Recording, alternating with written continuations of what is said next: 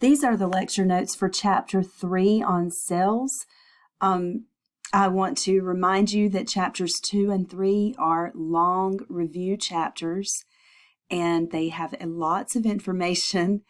And I've made a study guide for both chapters just to help you kind of condense the information a little bit.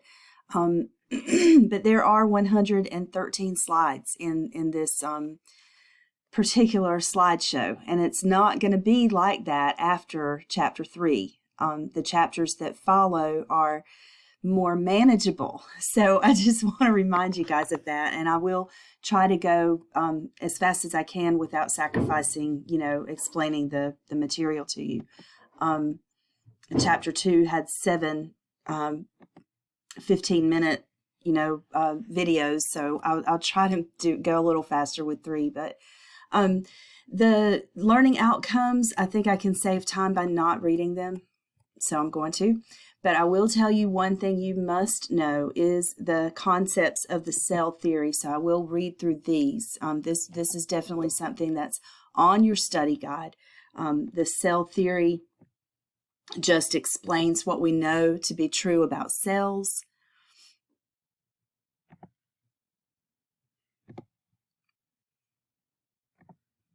Okay, cells are the building blocks of all plants and animals. Cells are the smallest functioning units of life. And cells are much, much bigger than atoms and molecules, but atoms and molecules are not functioning units of life. So cells are the smallest functioning units of life. Cells are produced through division of pre-existing cells, and we will learn about cell division, mitosis, and meiosis. And then each cell maintains homeostasis. So each individual cell has to maintain certain conditions inside of the cell. So these are the 4 basic concepts of the cell theory. Make sure you read and know them and understand them and basically memorize them. They're the building blocks of all plants and animals, the smallest functioning units of life, produced through the division of pre-existing cells, and cells maintain homeostasis. Maybe try to figure out a way to simplify those 4 or give yourself some keywords. Like for number 1, cells are the building blocks, kind of like amino acids were the building blocks of proteins, and nucleotides are the building blocks of nucleic acids. Cells are the building blocks of plants and animals. The smallest units of life, they are produced by the division of pre-existing cells, so they come from pre-existing cells, and homeostasis would be number 4. So building blocks, small, pre-existing, and homeostasis. Maybe you could remember those keywords, and that could help you remember the 4 components. The human body contains trillions of cells. They come in a variety of shapes and sizes. Make sure you know that this term, cytology is the study of cells, the study of the structure and function of cells. There's little information about microscopes. I'm going to skip that. And then these are different types of cells, so you can see how diverse they really are.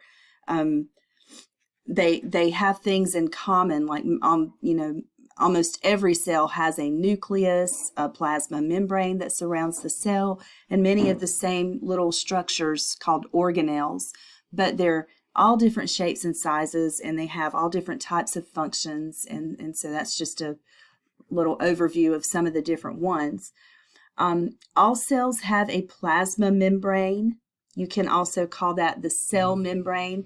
I tend to use the term plasma membrane just from habit. The cytoplasm refers to the contents inside the cell, and the extracellular fluid is the fluid outside the cell. So the plasma membrane separates the cytoplasm from the extracellular fluid. These slides, starting here, figure 3.2, there are 2 slides back to back that list some of the organelles, list a typical cell and some of the organelles that are found within that cell. I'm going to skip over this because this picture doesn't have any notes to go with it. So this is just showing you, like, you may have learned the cell parts before, in school maybe, that you're going to have to learn the organelles like the mitochondria, the Golgi apparatus, the endoplasmic reticulum, both rough and smooth, the ribosomes, the nucleus. Inside the nucleus is the nucleolus. Sometimes a cell will have structures on the outside of it, folds called microvilli that increase the surface area. You'll need to know the components of the cytoskeleton, centrioles, which help in cell division. So all of these are going to be listed in your notes pretty soon. So I'm just going to move past these slides, but you can take the time to look at them in the slideshow posted on Moodle. You will have to know the names of the organelles and basically their function in the cell. You will have to know that, okay? The study of cells is called cytology. Make sure you know the 4 concepts of the cell theory. All right, moving on, the plasma membrane. We need to know the composition of the plasma membrane. And this is a good figure showing you the plasma membrane. The main composition of the plasma membrane is it's composed of a phospholipid bilayer. Now, we talked about phospholipids in the last chapter. This is showing you one phospholipid, the phosphate head here. Notice is facing to the outside of the cell toward the extracellular fluid. And then each phosphate head has 2 fatty acid tails attached. And those face, when you have a bilayer, the fatty acid tails face toward each other and the phosphate heads face away from each other. That is because the phosphate heads are hydrophilic and they are polar, and the tails, the fatty acid tails, are hydrophobic and they are nonpolar. That means they are insoluble in water. Okay. Within the lipid bilayer, you can also see these yellow molecules. This is cholesterol. So cholesterol is another lipid that's found in the plasma membrane. Cholesterol helps with the consistency of the plasma membrane. The plasma membrane in this figure, it looks like it would be like a solid, but it's actually a semi-solid structure. And cholesterol can help it to be more either more liquidy or more solid, more rigid. It helps with the consistency of the plasma membrane itself. The proteins within the plasma membrane have various functions. This particular protein is a channel protein, so it allows molecules to pass through it. And then on the surface, you can have carbohydrate chains which are attached to the phospholipids, and these are called glycolipids. And then if those carbohydrate chains are attached to a protein, they are called glycoproteins.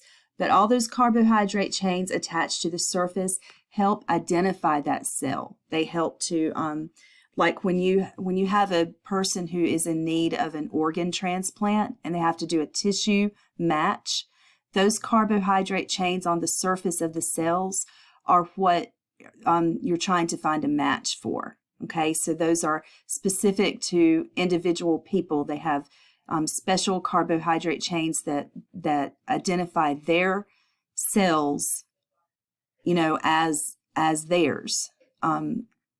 They would be different from other people's. So you have to find a match with those carbohydrate recognition molecules. You have to find what we call tissue compatibility.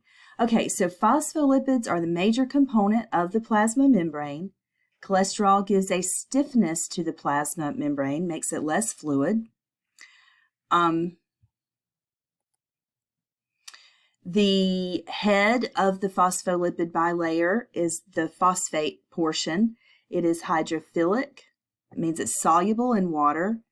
And the tails, the fatty acid tails, are hydrophobic or insoluble in water, so they face each other, so they don't contact the watery environment outside or inside the cell.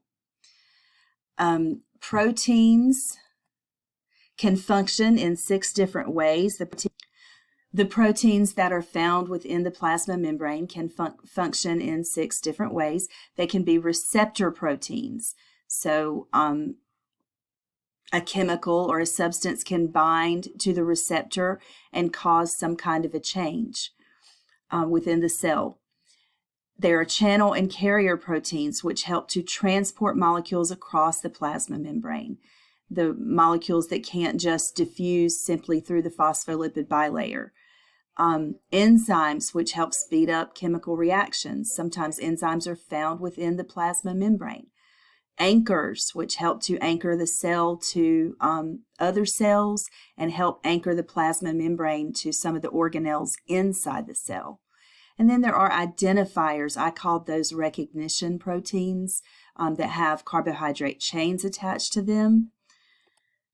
Function in tissue compatibility. This is a list of the different proteins, and because of time, I'm not going to go through this table, but this is a good table, table 3-1, to help you learn the names of the different membrane proteins and their functions. Glycolipids are, like I told you, that's when those carbohydrate chains on the surface of the cell are attached to the phospholipid bilayer, and glycoproteins are when the carbohydrate chains are attached to a membrane protein.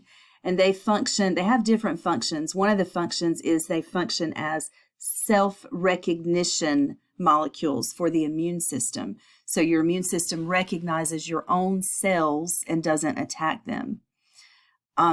But these glycoproteins and glycolipids also function as lubricants and adhesives, sometimes even receptors. Let's see. The answer to number 4, which component of the plasma membrane is primarily responsible for forming a physical barrier between the cell's internal and external environments? That would be the phospholipid bilayer. And number 5, which functional class of membrane proteins allows water and small ions to cross the plasma membrane? And that's going to be channel and carrier proteins. We're going to skip down here. The plasma membrane is what we call selectively permeable. It allows some substances to cross and not others. So selectively permeable is the term that describes plasma membranes. You definitely need to know about transport across the membrane, because this is how our cells work. Substances have to enter the cell, and certain substances have to leave the cell for all kinds of different reasons, maintaining homeostasis. So the processes of transport are either passive processes, which do not require energy in the form of ATP, or they are active processes, which do require energy, typically in the form of ATP. Make sure that you know the examples of passive processes are diffusion. That means the substance diffuses directly through the phospholipid bilayer. Osmosis is the diffusion of water, and facilitated diffusion means the substance diffuses through a carrier or a transport protein. But always passive processes cause substances to move with their concentration gradient, from where their concentration is high to where their concentration is low. Ugh. This again.